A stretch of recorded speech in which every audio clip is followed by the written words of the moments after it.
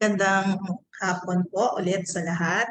Ito po kung ating mga participants ay coming from all over the country ba or limited to certain regions lang? All over the countries ito ate, maraming regions ang sakop ng AGAP. Okay. Magandang hapon po. Ito pong aking ipipresent ay medyo mahaba-haba yata pero pilitin kong sikapin ko na matapos siya agad in 20 minutes, Kimi? Pinangamagatan namin to na things you should know about agarwood. Parang basically to start up our discussion dito sa bago nating project with Agarwood Growers Producers Cooperative ay alamin muna natin kung ano ba itong agarwood. I'm sure kasi kayo mga growers na kayo more or less naggagawa din kayo ng sarili nyong mga research and pag-aaral tungkol dito sa agarwood kasi ito ay inyo ng interesado kayo dito. For the outline po, magkaroon lang tayo ng short introduction or backgrounder. Bakit ba tayo nakarating dito sa ating webinar at sa project na ito na pinangungunahan ni Ms. Kimberly Delica. And a little discussion, parang general overview of what agarwood is. At saka ano yung mga agarwood producing species na meron sa buong mundo, sa Pilipinas. Its uses and applications, mga produkto at mga benefits na makukuha natin from agarwood. At yung mga cultivation ng agarwood, I'm sure alam niyo to kasi yung lahat kayo ay nagtatanim ng agarwood na sa inyong mga areas. Yung mismong agarwood production, yung pinaka-resin niya, yung resinous na mabango, in terms of its research, technology innovation, harvesting and processing, mula sa ibang bansa, malalaman natin kung paano ba ginagawa ito, and yung mga initiatives and prospects of agarwood dito sa ating bansa mismo, sa Philippines. So to start with, ayan nga, kami po ay from Forest Products Research and Development Institute. Under po kami ng DOST. Isa po kami sa 7 research RDI ng DOST na ang aming mandato ay magsagawa ng mga pananaliksik, pag-aaral patungkol sa mga timber and non-timber forest products. Alam naman natin na ang agarwood ay isang puno, di po ba? At ang kinukuha natin dito yung resin na parang mabango daw to. Although siguro I'm sure yung iba sa inyo nakaamoy na. Ako hindi ko pa rin siya masyadong naamoy pero based sa mga literatures ay ano daw siya, matamis na miss. Nakakita lang ako ng mga may infected na kahoy. But I have not actually smelled the oil, the agarwood oil pa. And then, ang F3PP nga po ay nabanggit ni Kimi, ito po ay isang bagong programa dito sa amin sa FPRDI, yung Flavors and Fragrances from the Forest Technology Program. Alam naman din po natin na ang agarwood ay may potential for fragrance, for even sa flavor. Pag ito nga bago nating project ay pang tsaa, i-explore natin.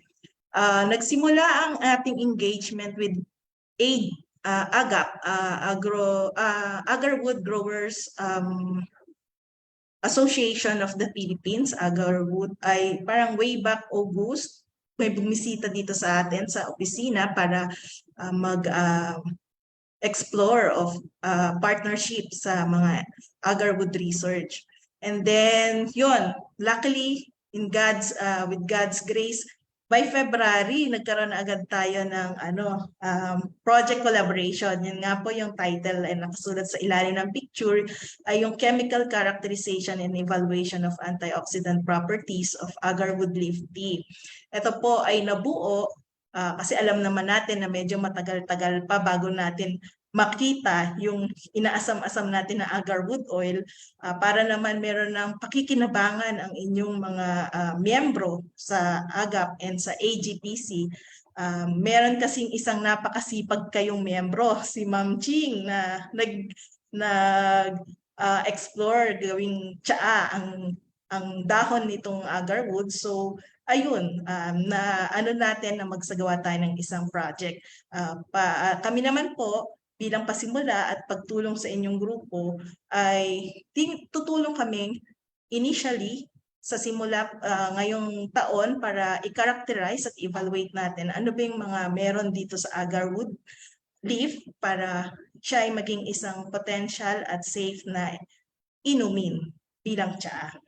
So yan nga po, nagkaroon tayo ng MOA signing last February 8, tama ba? February 8, bumisita. Ayan ang evidence ng mga inyong mga kasama, mga officials ninyo sa AGPC. And then, proceed na po tayo sa agarwood. Ang agarwood po is a non-timber forest products. Alam naman natin na ito ay valued for its aromatic, medicinal, and cultural uses. Sa ibang bansa kasi ay bukod sa ito'y ginagamit sa pabango or may mga medicinal uses, may malalim itong pinanggagalingan sa kultura nila, especially with India.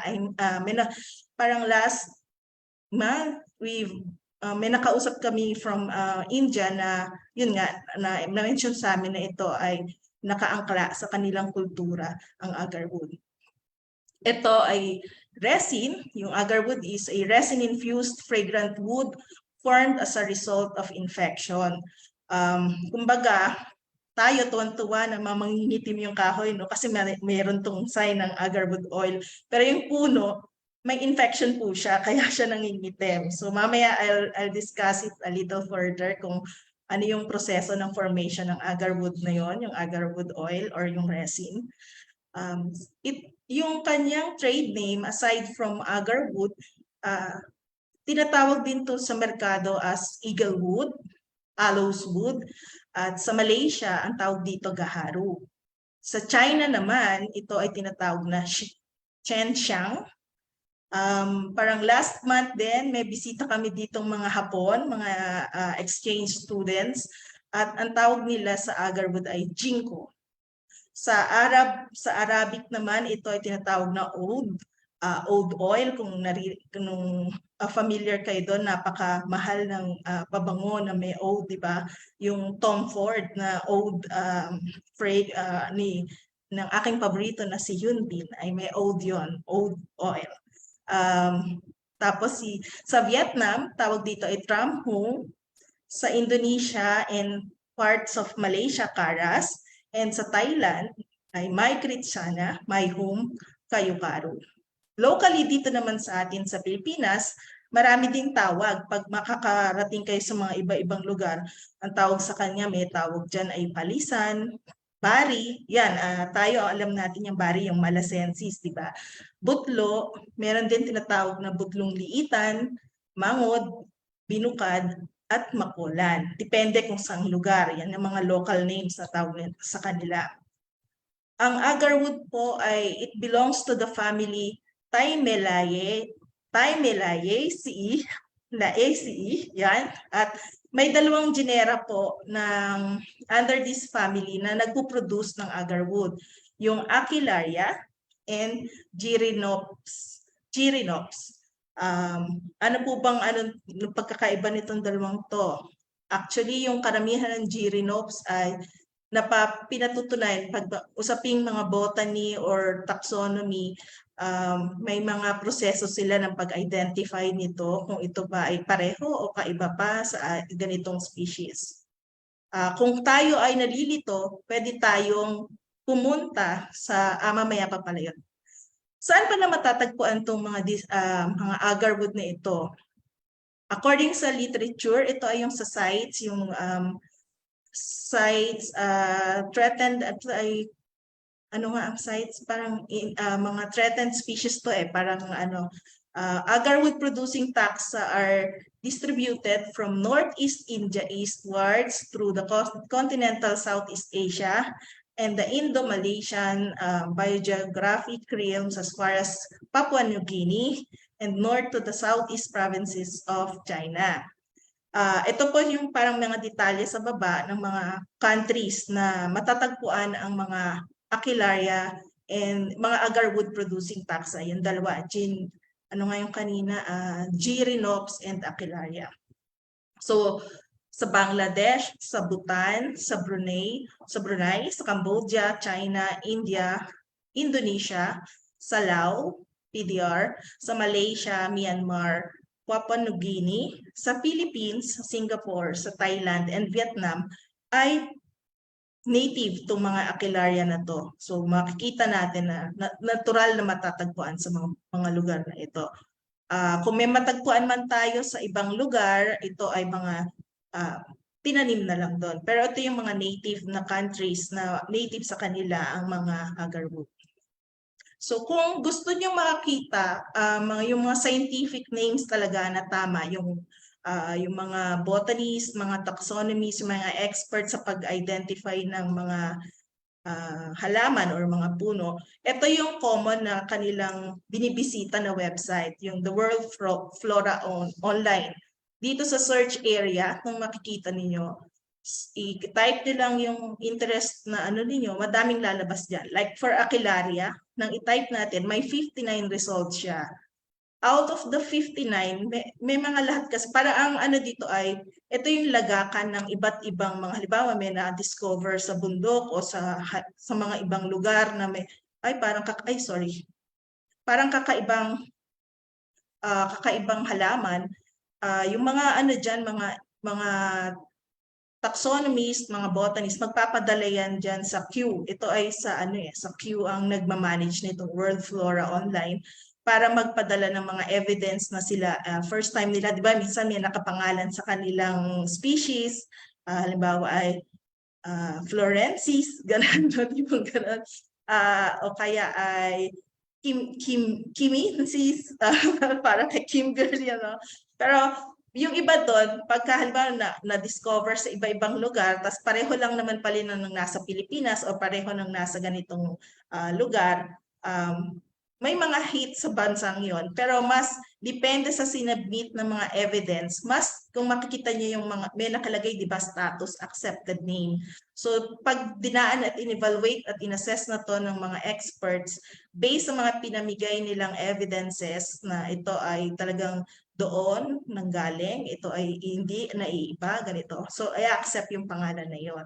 So, more or less, itong nakalista ito, itong 22 names na included species, ito yung mga list of accepted names under the Aquilaria genus.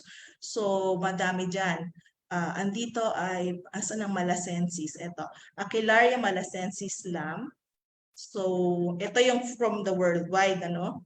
Ito naman yung sa Pilipinas. Kung gusto niya naman ay malaman from ang pinaka parang trusted na site natin sa ano ay itong kay Leonard Ko, yung ating botanist, taxonomist na mayapa na nga lang. Pero napakagaling po niya. Yan po, under sa kanyang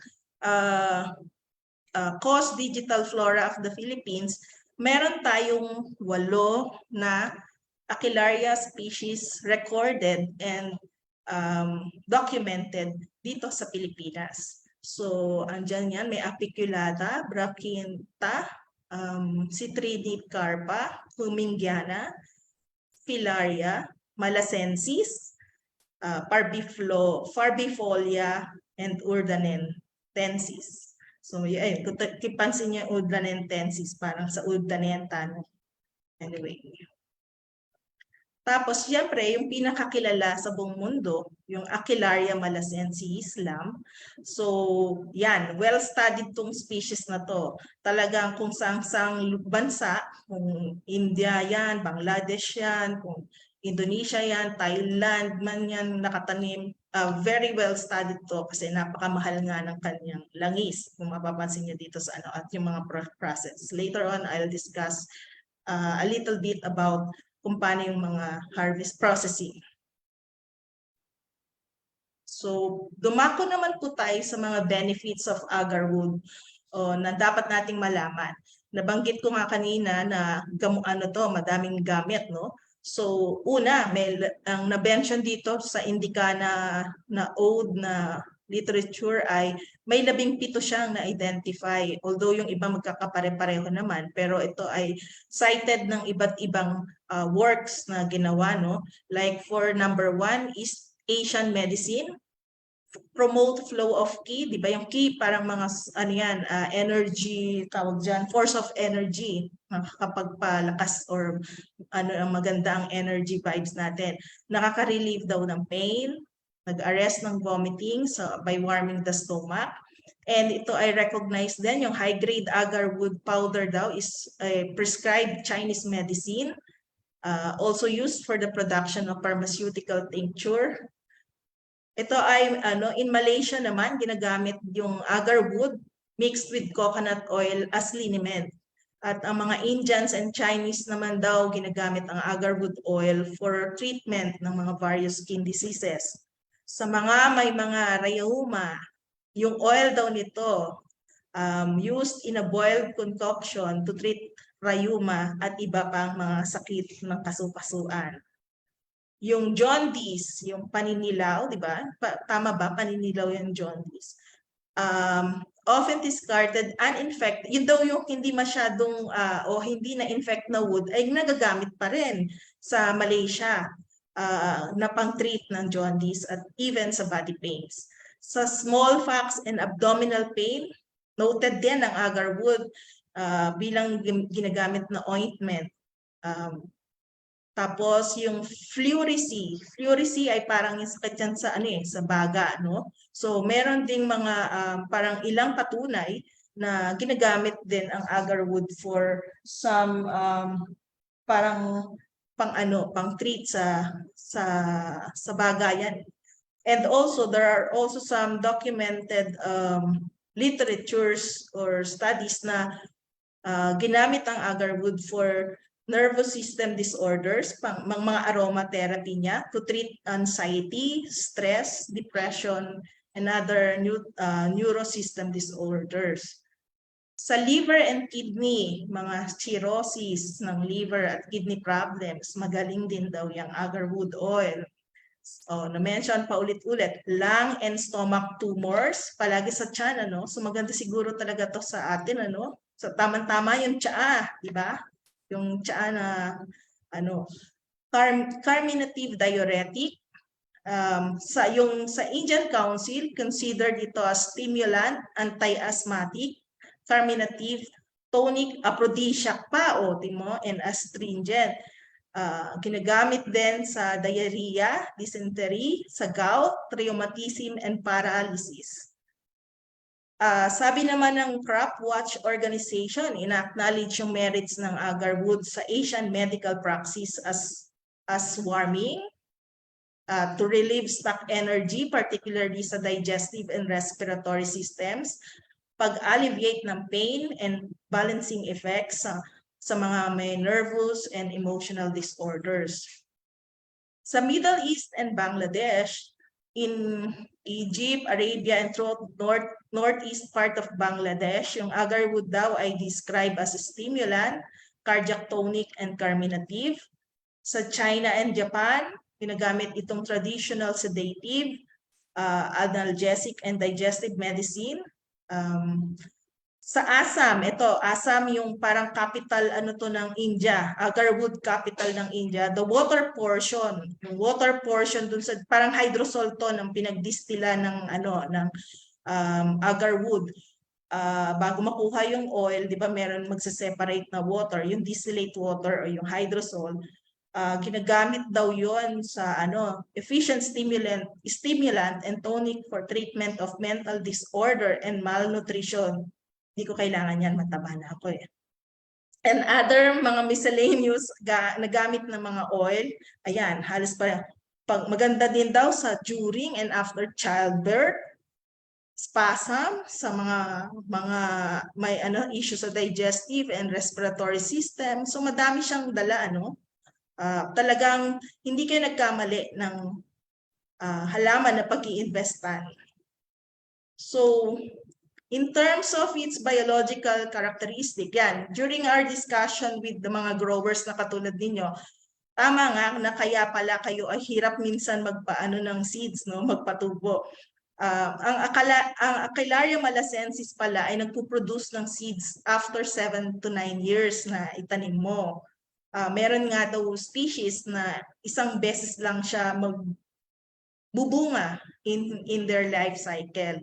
At dahil nga medyo during our discussion, we also mentioned yung viability niya ay napakaikli, no? Yung seed viability, parang approximately 1 week.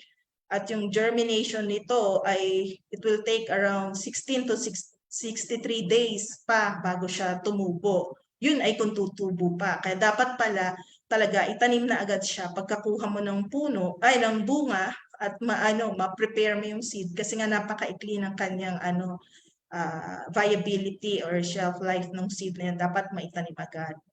Sa FRIM naman, yung Forest Research Institute ng Malaysia, naggawa sila ng yung sa trial planting nila sa ground, yung survival ng tissue culture plantlets nila after 24 months ay nakakuha sila ng 66.3%, pero pag sa seedlings medyo mababa, 40.3% yung survival. So, in terms of cultivation ng agarwood, marami ng models of successful cultivated agarwood production systems.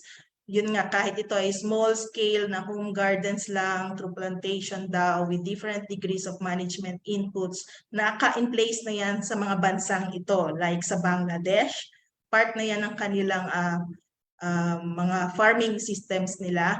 Sa Assam in India, ito yung agarwood capital sa India. Sa Lao PDR, well, na rin yan, ang mga cultivate. So, pwede itong maging area of natin, possible learning areas sa mga successful na pagtatanim, cultivation of the agarwood. Sa Thailand, kasi di ba yung inyong mga pananim coming from, galing yan sa Thailand, and even Vietnam. Sa Malaysia, dahil nga meron silang Forest Research Institute na in Malaysia, yan din, napaka-comprehensive na rin ang mga studies na ginawa nila sa agarwood. Luckily for me, I was able to visit yung isa nilang facility doon sa FRIM, and even yung isang site nila, yung Gaharu Valley, madaming plantation. Actually, itong picture na nakikita niyo sa site, itong pangalawang na nasa baba, kasi itong picture ng dahon sa taas, dahon niya ng tanim ni Sir Philip Lim nung bumisita kami doon sa kanyang taniman sa Siniloan. And itong pangalawa sa baba ay ito na yung sa Malaysia na mga plantation na nakikita niyo. So, dumaki tayo dun sa formation of agarwood. Na-mention ko earlier na yung agarwood ay na-form as a result of infection. Naturally po, may isang insekto. May insekto na responsible for that, yung stem borer na kung tawagan ay Susera conferta. Bubutasin niya yung pinaka kanyang katawan sa trunk. Maggagawa siya ng hollow tunnels. Tapos, yung butas na yun, magti-trigger yun ng fungal infection. Ang sabi nung mag-interview kami noon sa Malaysia, parang meron silang yung mga borer na to bago yun lumabas dun sa puno, parang may ini-excrete na sila na certain enzyme na medyo magre-react dun yung puno. At yun, parang ang magti-trigger na yun ng fungal infection. Tapos magli-lead siya ng formation ng resin. Kasi pang-defense mechanism niya yon. Kasi parang may nilabas siya na enzyme na hindi yun natural sa kanyang katawan. So ang tendency ng puno ay magre-release siya ng parang secondary metabolites. Parang yun yung kanyang defense mechanism dun sa fungal attack na yon. So pag ng secondary metabolites na yun yung nangingitim na siya. Kumbaga, parang sa dista, unti-unti mamamatay siya, nangingitim na siya, kayang maitim na mga dark na yan sa kahoy ay sign na unti-unti siyang mamamatay. Pero yun nga, mas gusto natin yun kasi mas mahal yung langis nun. The darker the color daw, the expensive. So traditionally, ang ginagawa daw noon ng agarwood induction, parang deliberately na susugatan mo yung puno. Kasi nga, di ba, ang tendency, pag nasugatan ng puno, magre-react siya by by releasing yung kanyang secondary metabolites na magki-create siya ng defense para sa mga kasi aatakihin niya ng mga insekto pagbukas eh. So ang gagawin niya, maglalabas naman ako ng mga compound ko doon, yung mga secondary metabolites nga, mga terpene, sequestrin, mga ganon tipo no. Para hindi siya atakihin ng mga insekto. Pero yun nga, pagka naman deliberately, parang susugatan natin siya ng susugatan kasi gusto nga natin siya mangitim, ay talagang papunta siya sa mamamatay siya. Pero yun nga, pag natural method, matagal yung proseso bago mo ma-attain yung maitim na maitim siya. Sabi by literature, it will take 20 to 30 years yung natural infection para makaproduce ka ng commercial volume ng agar wood, halimbawa sa isang puno. Napakatagal noon, baka inip na tayo, no? But through the advancement of research and technologies, marami ng mga scientists ang pinag-aralan yung proseso nitong tree fungi interaction. And nakadevelop na rin sila ng mga methods of artificial inoculation para ma-induce yung agar wood production. Hindi na kayo mag-aantay ng 20 years, shorter years na lang para makakuha tayo ng natin na agar wood sa inyong mga puno. So ganito yung sistema ng artificial inoculations. Makikita niyo yung picture sa taas na babae, ay from Vietnam to. Itong may parang may mga syringe, ito ay Malaysia. Ganito ang ng Malaysia. May dalawang actions, two major actions sa paggawa ng artificial inoculation. Yung una, siyempre, susugatan mo pa rin talaga yung puno. Pero yung sugat ay, ayan, parang binubutasan. Kaya mapapansin niyo may mga, mga butas-butas, tapos pinapasukan siya ng isang parang straw na kung ano man, kasi doon ipapasok yung inoculate.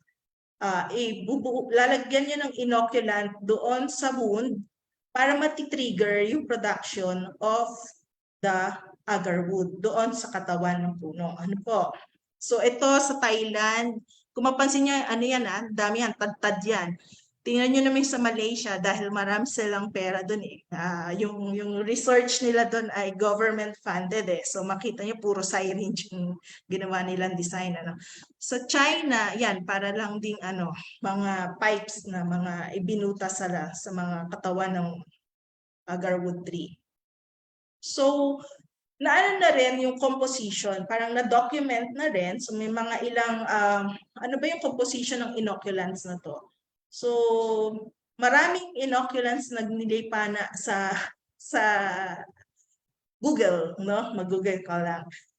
Pero bawat inoculants ay secret yon kasi trade secret yon ng mga medyo successful na sa artificial inoculation of agar wood. Pero in general, the main components ay ito. So meron niyang fungi and microfungi. Ilan lang to sa mga lista ng mga fungi na responsible na ginagamit for paggawa ng inoculants, Fusarium, Cladosporium, Cercosporella, yung mga MBB dyan, mga biologists, alam niyo yan. So, meron ding hinahaluan ng phytochemicals and phytohormones, salicylic acid, etifon. Itong etifon na to, familiar ako kasi ginagamit namin to for resin induction din ng release ng almasiga before. And kung kayo ay nagtatanim ng pinya, yung di ba i-harvest nyo siya na medyo green pa, ito ay pang-facilitate ng panghinog ng mga, parang ito ay liquid kalburo. Mainit yan. Meron ding methyl jasmonate, chitosan, sodium bisulfate. Meron din yan bacteria, yeast extracts, plant nutrient media, and saka plant regulators. Ito daw yung alinman mga combination of nito ang ginagamit na inoculant for agar wood production. Pero sa Malaysia, yung FRIMS, may tinatawag silang F3 inoculant. Ito ay combination of Trichoderma species, Lasiodiplodia species, and Curvularia species. Ito ay based sa study na inano ni Justin et al. The most recent 2020. Ano daw yung mga factors influencing agarwood production? Of course, yung age of the tree prior to inoculation. By experience from other countries, naglalaro sa 5 to 7 years bago sila mag-i-engage for artificial inoculation yung mga tanim nila. At yung health and vigor of the plant prior to inoculation, yung time lapse, yung season na wet versus dry, kung kailan kayo mag-inoculate wet versus dry.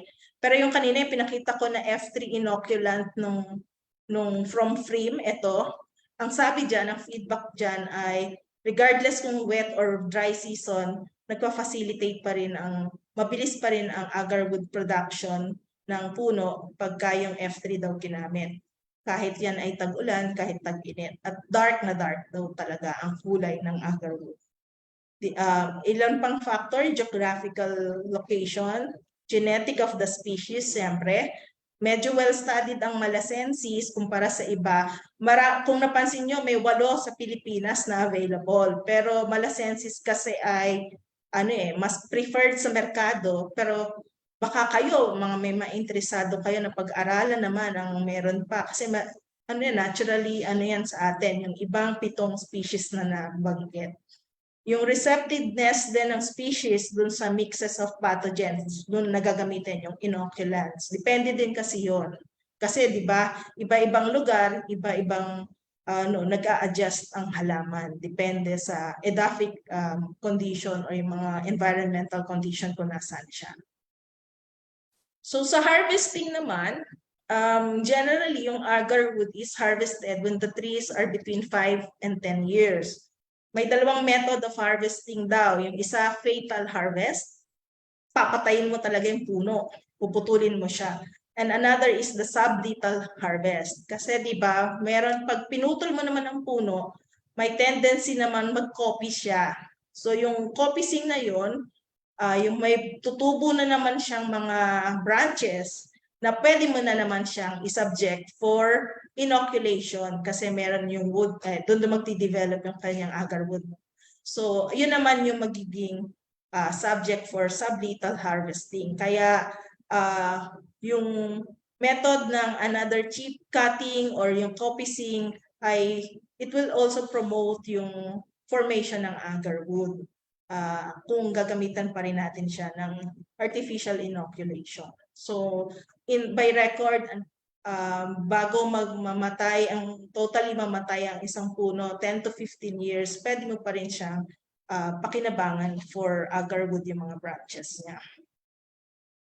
So, ang sabi, ang good quality of agarwood daw, pag maputla, bad quality yon.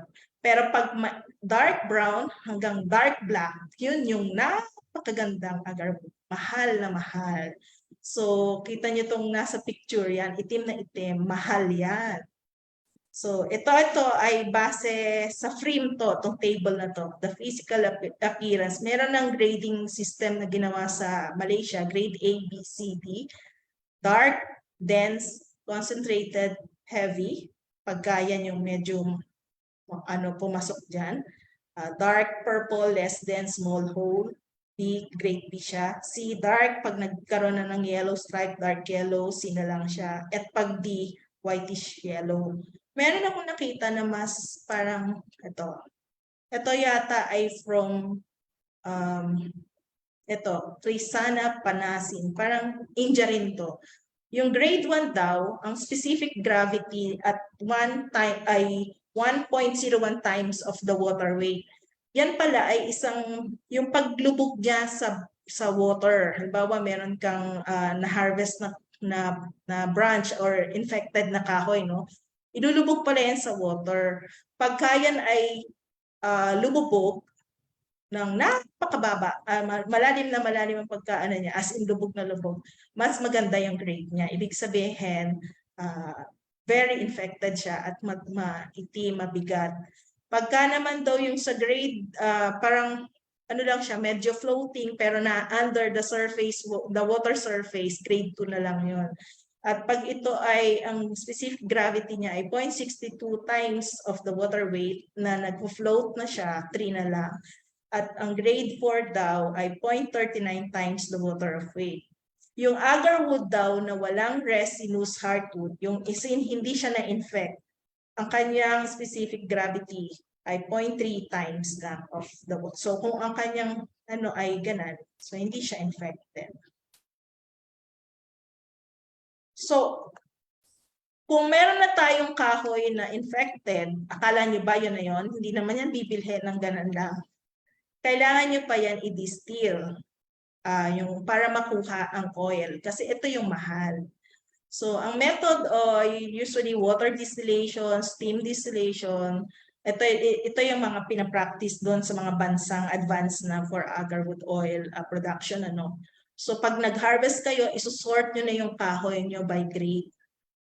Tapos, iti-chop siya into small pieces or thin sheets. Iti-dry nyo siya, parang kayo may dehumidify nyo kasi kailangan dry, hindi siya fresh.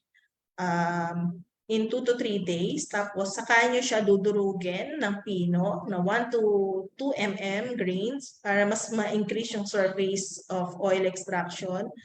Tapos, isosoak nyo ulit siya sa water for about 7 to 15 days. Another daw ay take off yung water and put it sa distilling pot. Makikita niyo itong parang itong nasa kanan na dulo, right side. Yan ang mga distillation sa ibang bansa. Ito ay India, Bangladesh yata to or ano. Tapos ang boiling niya, ano yan, parang ka nagluluto ng ng puto, di ba? May apoy sa ilalim, tapos iboboil mo yan.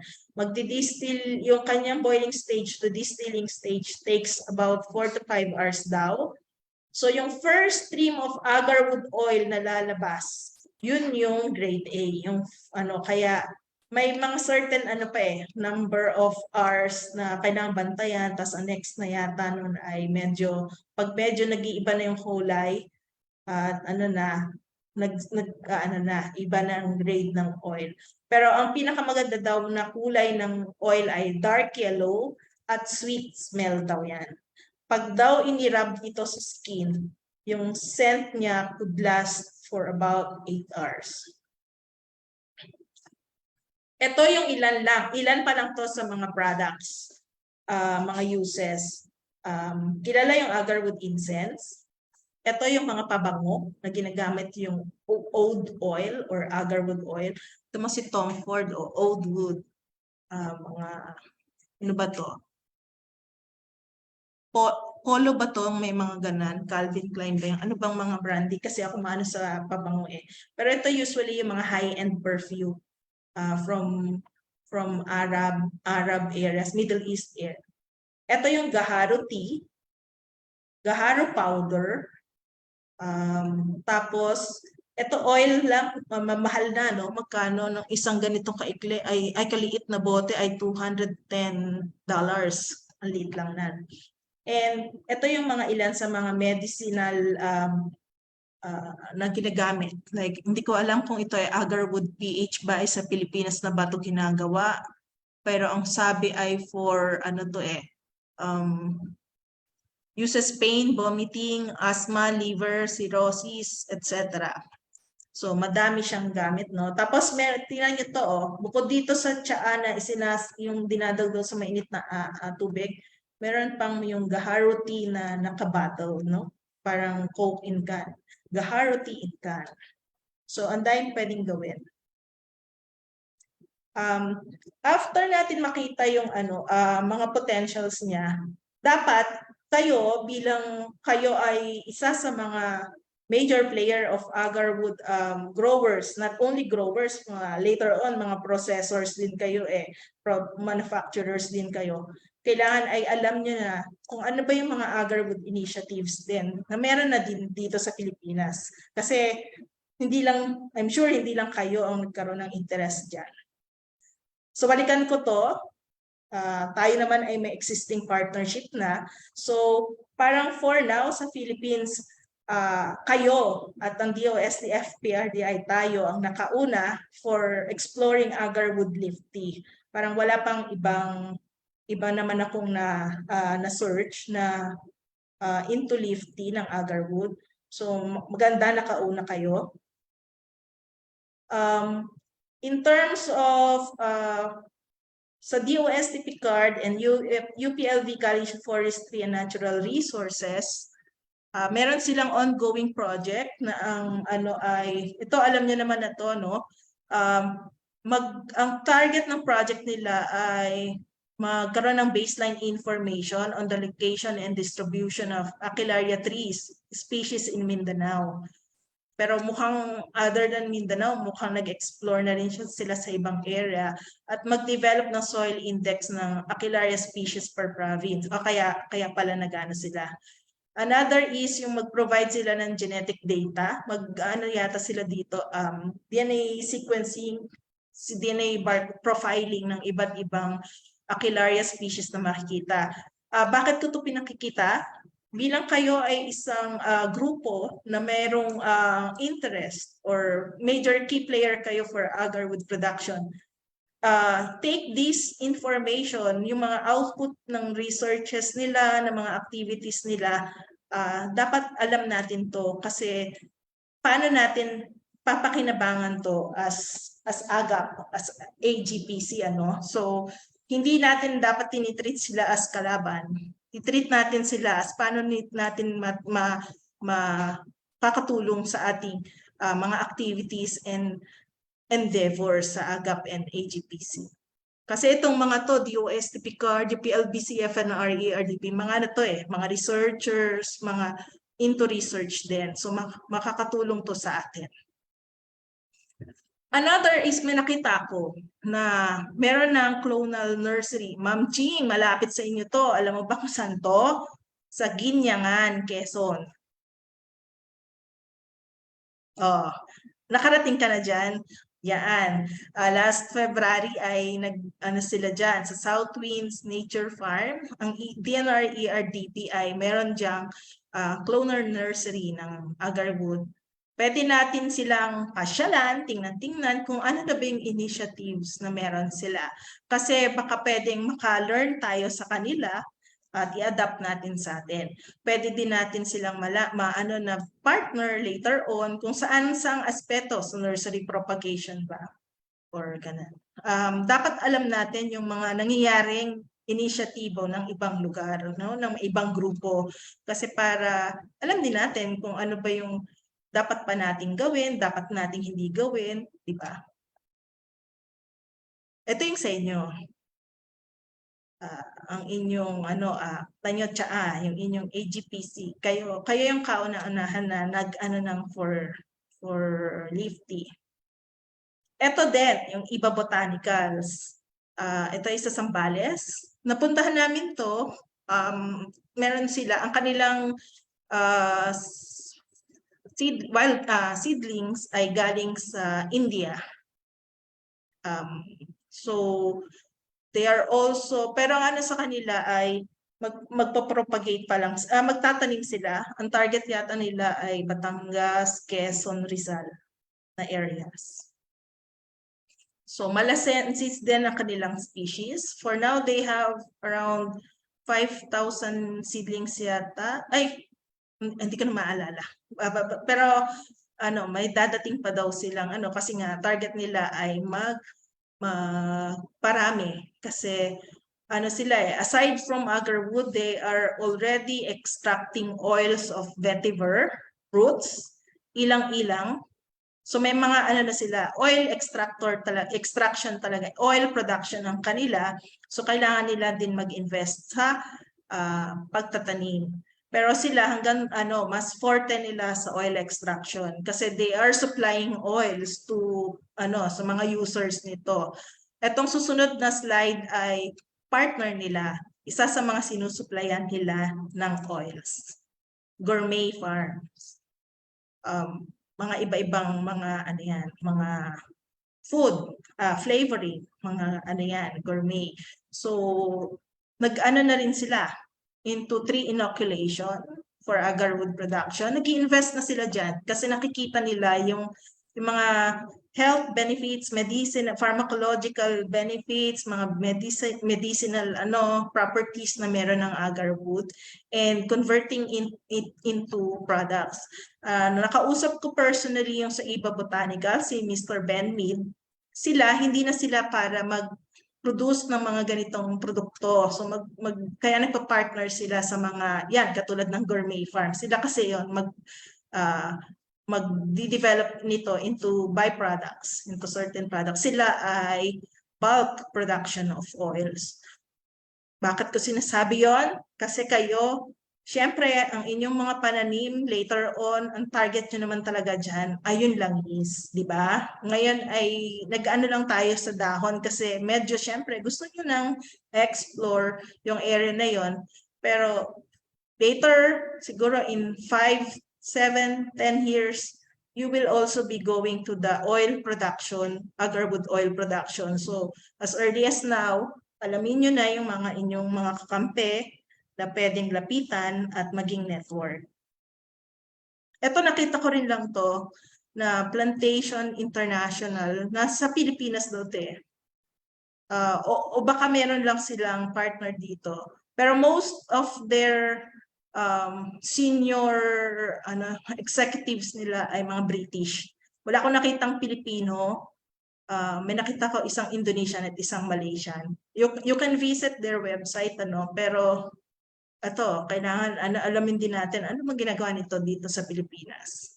Anong meron sila? Anong pwede nating matap? Anong pwedeng hindi? Anong pwedeng iwasan natin sa kanila kasi baka magoyo tayo or something, di ba? So, more or less, yun po yung parang general overview of what we have. Ito naman po ay first of ilang series on agarwood.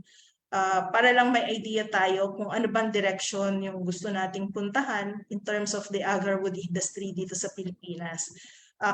Bilang kami ay nasa R&D, yun nga, with our F3TP, itong Flavors and Fragrances from the Forest Technology Program, isa itong inyong ginagawa sa agarwood na papasok dito sa aming F3TP na sana will contribute dito sa isang pinaka-major S&T goal ng aming programa. Magkaroon tayo ng isang sustainableng Pilipino na forest flavors and fragrance industry.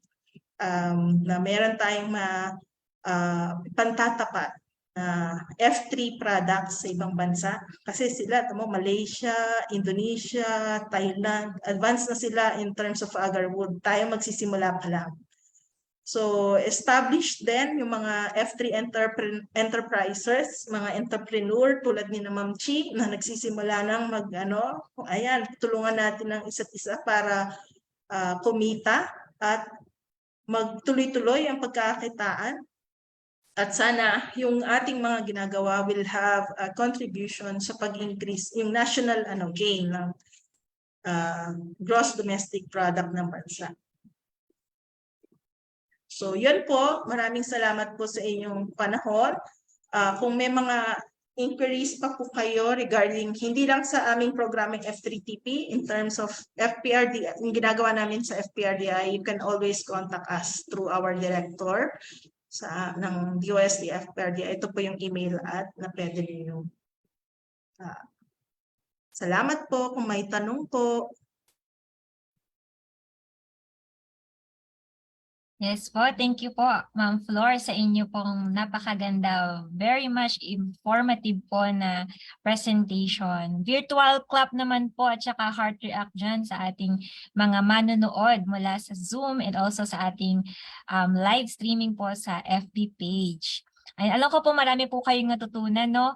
Na gusto ko yung sabi ni Ate Flor kanina, Ate po, no, yung tawag namin sa aming mga kaagham. Kay Ma'am Flor na magtulungan tayo na kumita. Yung gusto nating kumita. Pero, much more, magtulungan tayo para sa national gain ng ating agarwood industry sa Pilipinas. So,